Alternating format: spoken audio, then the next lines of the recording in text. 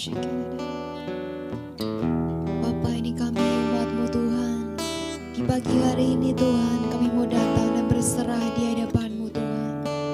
Kami mau terus berkata bahwa Engkaulah Immanuel. Engkau ada beserta dengan kami Tuhan. Itu yang kami percaya.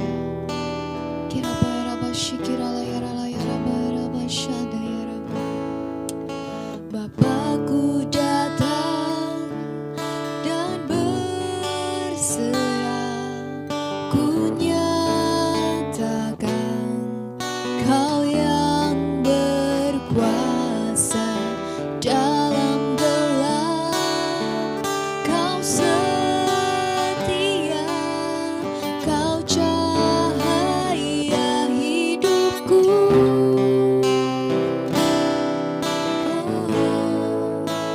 Kau kuatkan aku bertahan. Kau harapan dalam kesesakan. Kau buktikan kesetiaan-Mu Tuhan. Engkau Allah Immanuel. Mari katakan, Bapakku datang. Bapakku datang dan berserah, ku nyatakan Kau yang berkuasa dalam gelap. Kau setia, Kau cahaya hidupku. Kau kuatkan kami Tuhan. Kau kuatkan aku bertahan. Kau harapan dalam kesesakan. Kau buktikan kesetiaan-Mu Tuhan. Engkau Allah Immanuel. Kau kuatkan. Kami percaya Tuhan, Kau yang menguatkan kami Tuhan dalam segala situasi Tuhan. Kau pengharapan kami Bapa. Kau buktikan Kesetiaan-Mu Tuhan. Engkau Allah Immanuel. Katakan Immanuel.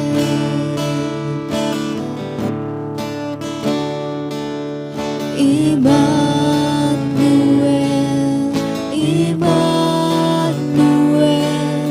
Engkau besertaku. Immanuel, Immanuel. Engkau Allah besertaku. Immanuel, Immanuel. Engkau besertaku. Dengan iman katakan, Immanuel, Immanuel. Engkau Allah besertaku. Kau Allah besertaku. Engkau Allah besertaku. Engkau Allah besertaku.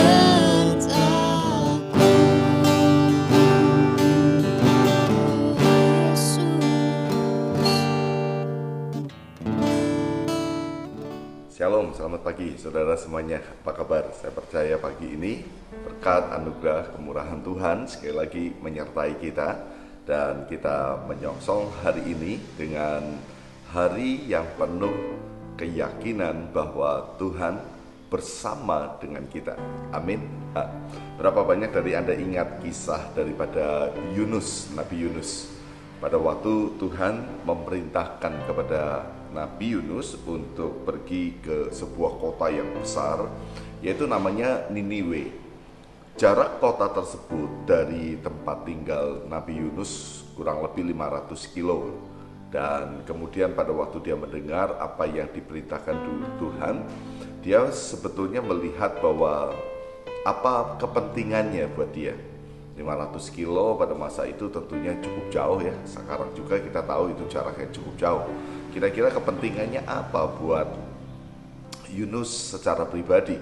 Sehingga kita tahu kisah berikutnya, kalau Anda membaca di pasal yang pertama di ayat yang ketiga, Yunus malahan pergi ke Tarsis yang kurang lebih jaraknya 2.500 kilo dari tempat dia tinggal.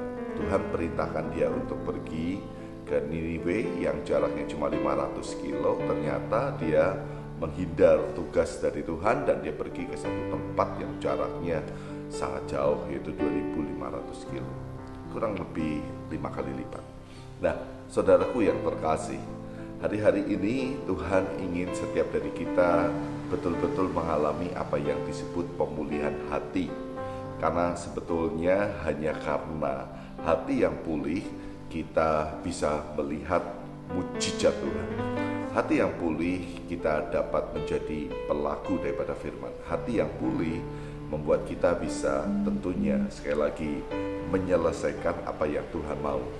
Ada banyak sekali orang selalu berkata, aku ingin diberkati, aku ingin lihat mujizat Tuhan, aku ingin lihat Tuhan berperkara di dalam hidupku. Tapi pertanyaannya adalah, apakah hati Anda adalah hati yang siap untuk menjadi pelaku daripada firman? Karena kita tahu, sekali lagi, untuk menjadi pelaku daripada firman, kembali adalah hatinya yang harus, atau hati kita yang harus lebih dahulu dipulihkan. Karena seperti Yunus pada waktu diperintahkan untuk pergi ke, kita tahu, ke Niniwe, mungkin dia akan berkata sekali lagi, kepentingannya buat saya apa? Sama pada waktu kita mungkin membaca firman Tuhan, kita coba untuk merenungkan firman, beberapa ayat mungkin tidak langsung bersinggungan dengan kehidupan kita, dan kita mulai bertanya, kepentingannya apa buat saya? Untungnya apa buat saya? Saudaraku yang terkasih, betapa pentingnya untuk setiap dari kita belajar untuk taat. Anda ingat renungan yang dikirimkan dalam beberapa hari yang lalu tentang Nuh yang taat untuk naik ke dalam bahtera, atau lebih dahulu membuat bahtera. Dan kemudian kita bisa melihat bagaimana setelah selang sekian waktu Nuh melepaskan seekor burung, dan kita bisa melihat, kita membaca bagaimana burung itu kembali dan mulai membawa sedikit ranting yang segar gitu ya. Dan kita bisa melihat bahwa ada sesuatu daripada tanda-tanda mujizat yang terjadi. Saudaraku, sekali lagi saya hanya mendorong setiap jemaat City of God mulai setiap hari berkata, Tuhan pulihkan hatiku. Karena hati yang pulih adalah hati yang siap untuk melihat, mengalami akan mujizat daripada Tuhan. Dan saya percaya seperti hati saya selalu rindu, seperti keinginan saya selalu rindu melihat mujizat Tuhan. Oleh karena itu, mari hidup di dalam mujizat Tuhan, diawali dari hati yang dipulihkan. Amin. Mari kita mau sama-sama berdoa, sama-sama mengucap syukur, dan kita siap terima berkat Tuhan untuk sepanjang hari ini. Tuhan Yesusku yang baik, kami bersyukur karena Engkau selalu mengingatkan, Engkau memberikan kami firman, dan Engkau memberikan sesuatu yang menguatkan iman kami di dalam setiap hari. Bapa, pulihkan hati kami, karena masa lalu kami, kehidupan kami, bahkan kadang keadaan-keadaan yang kami harus lewati, membuat hati kami mulai menjadi dingin, mulai menjadi mungkin tumpul. Kami tidak lagi memiliki seperti hatimu yang penuh dengan belas kasihan, seperti hatimu yang penuh dengan cinta. Oleh karena itu, pulihkan hati kami Tuhan. Dan kami percaya pada waktu hati kami sudah dipulihkan, kami akan bisa melihat bahwa Tuhan sedang menunjukkan kemuliaan-Nya melalui hidup kami. Hati yang pulih membuat kami taat melakukan firman.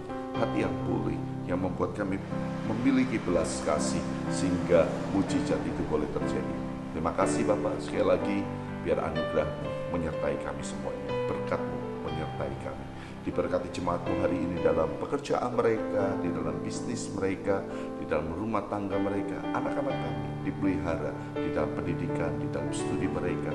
Masa depan semuanya ada dalam tangan Tuhan. Dan kalau ada jemaatmu yang sakit, Tuhan, kuasa, mujizat pasti terjadi. Dan kami percaya, kami lihat kesembuhan.